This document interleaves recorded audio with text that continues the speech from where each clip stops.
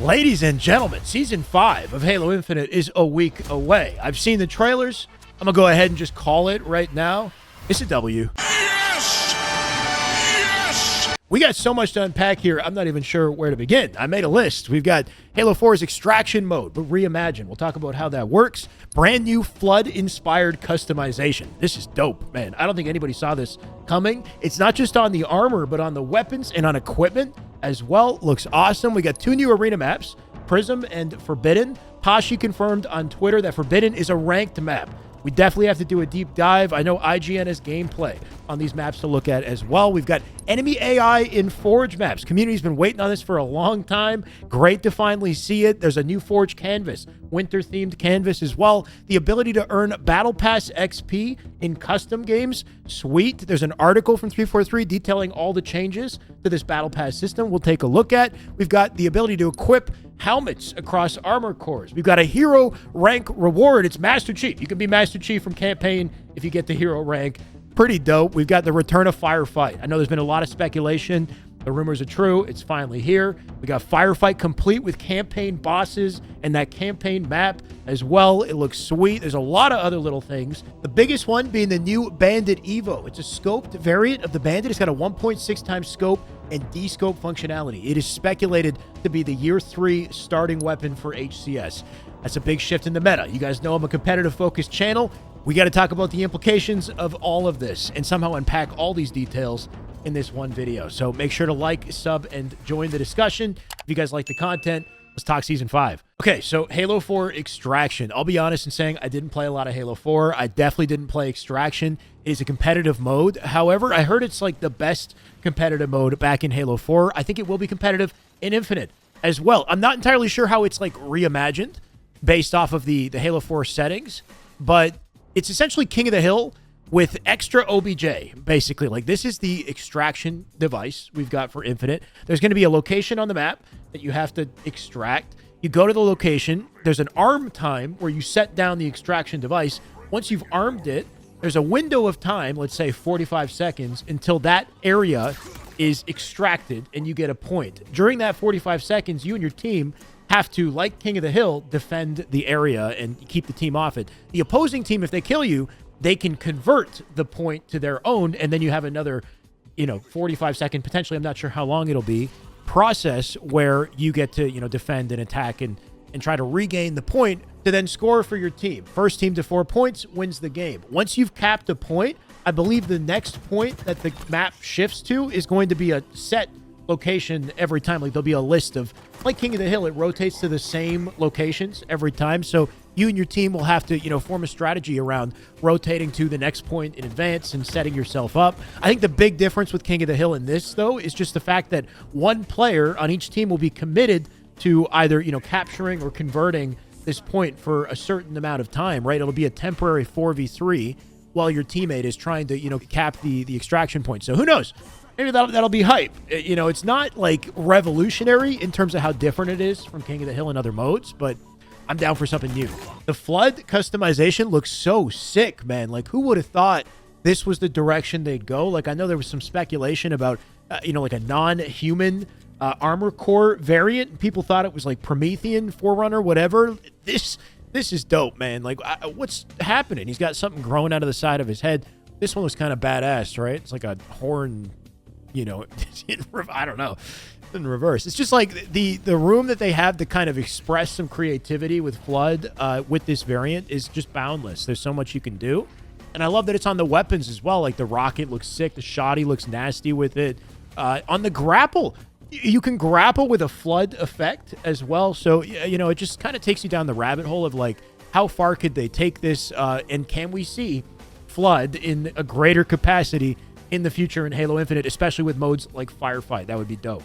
2 brand new 4v4 arena maps, Prism and Forbidden. Visually, they look freaking gorgeous, right? Like, the Prism, I think, is completely unique. We've never seen a map like it, I don't think, in the history of the Halo franchise. It's like a needler mining facility. And then Forbidden's got the Delta Halo vibes, kind of like Forest as well. Now, Prism is a social arena map, and I think the biggest giveaway on this being social is these like needle stalactites or whatever. You've got, they're explosive here, right here. looks like a gimmick and a half, right? It's not only is it explosive, like it's one thing to shoot and have this explode. It's got homing needles that pop off of it and track and kill players long range, right? Like if it was just an explosion, I'd actually say it could be okay for competitive because it's kind of containable, but to have needles, fly off and home, that just looks not competitive viable and gimmicky. Can it be turned off? And if it was turned off, does the map have potential, right? I'd still be curious. Like, obviously, it doesn't look symmetrical. I'd still be curious to see whether or not you could play it in like a Strongholds type game type. I know that IGN has a full gameplay walkthrough of both Prism and Forbidden. What I think I'm going to do, it's going to take too long to do in this video. I'm going to watch and react and break down the gameplay on both the maps. So if you guys are enjoying this discussion, you can watch my breakdown, because Forbidden especially, I think this is going to be a competitive map, like an HCS map. It's gorgeous, obviously visually, but it's symmetrical. It's like reverse symmetrical. Like it's flipped from one side and the other, kind of like Chasm, which, Chasm, not a great map. It's a lot different. My only concern with this map is the size of it. It's huge, absolutely massive map, like verging on BTB in size. I feel like there's going to be a lot of like unused space around the bases, which I'm not a huge fan of. But as far as just like map movements, skill jumps, curb slides, my God, I can tell there is going to be a lot on that map. A lot of fast ways to rotate, and just a good flag map. We kind of have an overabundance of CTF maps in ranked right now. We've got Dredge that they just added. There's Catalyst as well. I would like to see this replace one of those maps. I think that would be nice, or even Argyle, right? You got a lot of CTF maps, so good to have another in the mix. And Forbidden, it's a dev map with competitive potential. That's a big deal. All right, so enemy AI in Forge maps. I feel like this is something the kid in me has been asking for since Halo CE first came out, right? Like, I wish I could take enemy AI like grunts and elites and throw them into multiplayer maps. Finally, this is a feature, and there's so much potential with a feature like this, considering, how extensive Infinite's Forge is now. Like, you could basically create like a campaign mission, I guess, within Forge, or even just drop grunts into your vanilla Slayer games, right? Like have a social Slayer match, and then a random, I don't know if you can do this, like a random possibility that a boss or like grunts or elites will just drop in the middle of the Slayer game, and you just go PvE for a bit. Like, why that'd be a dope just option. You got a new canvas, I think, to display it all too, right? I think we've been sorely missing winter themed maps. You got maps like Snowbound, or Sidewinder, Halo CE, Avalanche, Halo 3. Imagine recreating those maps with like a proper winter canvas, and they've got some sort of, makeshift Forge setup here, but this looks really nice. The icicles and whatnot look really pretty. So hopefully there's like snow effects when you walk on the snow and whatnot too. Like, I'm not sure how extensive it is, but that Forge creators are going to have like a total heyday. Have a good time with this. So really awesome. And then they coupled that with the ability to earn Battle Pass XP for playing custom games. Smart idea. With all the new Forge updates and AI, you're going to want to play more custom games. Now we got more incentive to jump on the custom browser, because you get XP playing on the custom browser. So really great idea. 343 has an article associated with that talking about all the changes to the Battle Pass system. I'm not going to read the whole article here. I'll link it in the description if you want to read it yourself. They got the TLDR sections here, but overall the Battle Pass, instead of being like 100 tiers, they're tightening it, dropping it down to 50, but giving you more content, more quality for less grind time, essentially. So instead of getting like one shoulder, like the left shoulder on one tier and then the right on the next, you get both the shoulders, the package in the one tier, right? So it's just kind of more efficient and better reward for the time that you're spending. 343 has also been doing these free like events that exist for a specific window of time, and then during the window you can get these free rewards for grinding in the event, right? They're called operations. This is a cool change. They're basically making it so that if you play within the window, they're increasing the window of time to 4 to 6 weeks. You got more time to collect the free rewards. And then if you do miss the window, they're not going to lock you out of it forever. You can go back and still play in the window if you pick the 500 credit option or 2,000 credit option, right? So you'll have to, pay 500 credits if you want access to that free operation with 20 tiers in the future. But it's, it's an option if you miss the window, which is now 4 to 6 weeks, right? So they're making it possible for you to get everything. If you want Santa Claus Spartan, you can get Santa Claus Spartan, right? This is kind of cool. We can now equip any helmet on any armor core, actually a W. I feel like I have a small selection of helmets I actually like and a large selection I don't like. So the Chimera skin, for example, like I like the armor Not a fan of the helmets. If I could just put a good, like an actual good helmet on the Chimera skin, that would be sick. We got a new hero rank reward. If you make it to hero, you get to play as Master Chief. Great idea. I don't think you just get to play as Chief. I think there's exclusive coatings that come with that as well, thanks to IGN, but great idea, right? Some good incentive to actually put the time in and grind. We've been needing that. I know some people are already hero ranked, so they get access. I don't even know. I think I'm a plat, to be honest. I got no idea, but I love to see it. And then last in the trailer here, we got Firefight, King of the Hill. There's been rumors. People have been asking for this for a long time, so great to see. I feel like this really completes Halo Infinite, right? Like PvE was the last big mode I feel like the public was kind of waiting for, apart from obviously Battle Royale. And I know that, I hope Certain Affinity is making something within the next year. We'll see. But this really completes the game, right? Like, this is a full-on Halo. We got everything we could ever want plus more as far as content in terms of, like, what to do in the game. I think the biggest missing component with Infinite, now that we have Firefight, is the weapon sandbox, right? Like, I feel like there's a whole selection of weapons, classic weapons like the carbine, the beam rifle, or the railgun, or the brute shot. Like, that's the biggest pain point right now. If we can start to get weapons, we're in a good, really, really good spot. But, like, I don't know. This is awesome, right? It's the campaign map as well. We got campaign bosses jumping in. This will be a great time, and I can't wait to see people play it. And I'll probably play it a bit myself, even though I'm a competitive sweat. I'll have some fun with it. And speaking of competitive, I think what I'm most excited about in this entire update is this Bandit EVO right here. We've got like no footage to go off of. Thanks to Kotaku, they got a little clip on repeat and terrible quality in their article. And then Halo.ip posted this on Twitter. But, as a Halo 5 kid, I think we can all agree that 5-shot precision is kind of the best route to go for starting weapon. I know it's not confirmed yet. Tashi has been hinting at a meta shift in the new HCS season. I think this might be it. Mint Blitz just posted like it was a fact that this is the starting weapon. So I think it's the direction we're headed. And I'll talk a bit about why. Like, obviously, I like the BR. Don't get me wrong. I think it's, it works great the way it is. It's not perfect, though. But just as far as what they're doing with the Bandit and everything I've seen, it's a 1.6 times scope. The BR is a 1.8 times scope. The standard without a scope is 1.4.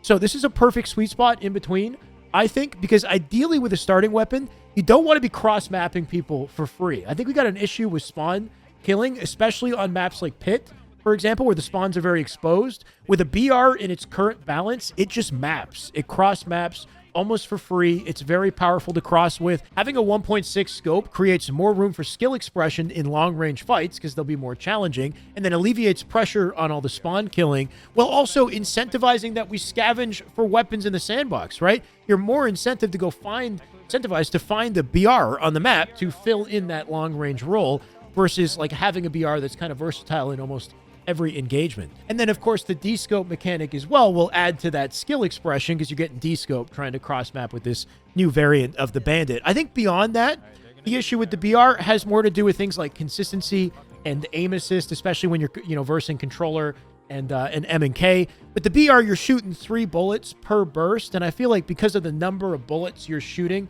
there's a higher chance that you're going to get like a blank shot. I might be talking out my ass here, but that like the registration of the shot might not count as much, or that it's hard to tell, how many bullets in the burst are actually hitting and how many aren't. The visual, auditory feedback that you're getting with the BR versus a straightforward one-shot precision weapon, it's just, there's less room for error. I think when you're just shooting one bullet, if you hit it or if you didn't hit it. And I think also due to the burst, balance is kind of tricky around like aim assist and bullet magnetism, right? Because you're shooting 3 bullets per burst again.